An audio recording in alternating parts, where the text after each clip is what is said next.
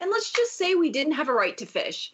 People forget that violent response still wouldn't be appropriate. It started as a dispute about Indigenous fishing rights, but human rights experts say the conflict in Nova Scotia is now about the rule of law. Over the weekend, a lobster pound used by Mi'kmaq fishers to store their catches was burned to the ground amidst allegations the RCMP have not done enough to protect Mi'kmaq property or lives. The problem was never there's not enough RCMP on the ground. There was lots of them. You see them in all the videos. It's just that they're not doing anything. Mi'kmaq fishers have a right to catch lobster for sustenance and to provide a moderate livelihood. That's something Canada's Supreme Court ruled in 1999. But commercial fishers have adopted violence to protest Mi'kmaq fishing, saying Mi'kmaq are fishing out of season and overfishing.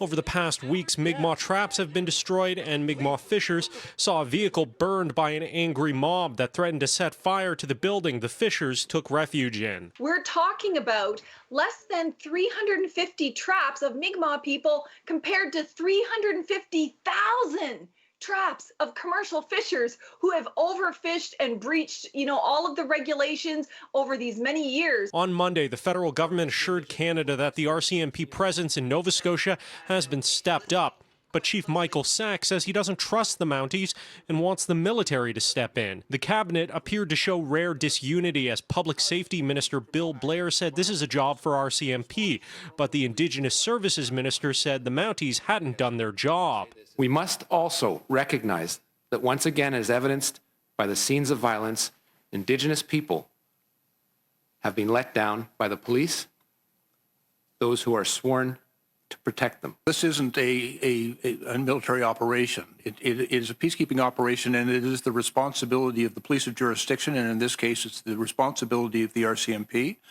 We have taken steps necessary to ensure that they have adequate resources to do the job. 2 people have been arrested for an attack on Chief Sack and an arson on a van, while a person of interest in the burning of the lobster facility is now in hospital. The lack of RCMP action in the Maritimes has been contrasted with response to Wet'suwet'en solidarity protests, where police were quick to disperse activists. Frankly, the federal government, when it comes to Indigenous rights, will always choose the economy first.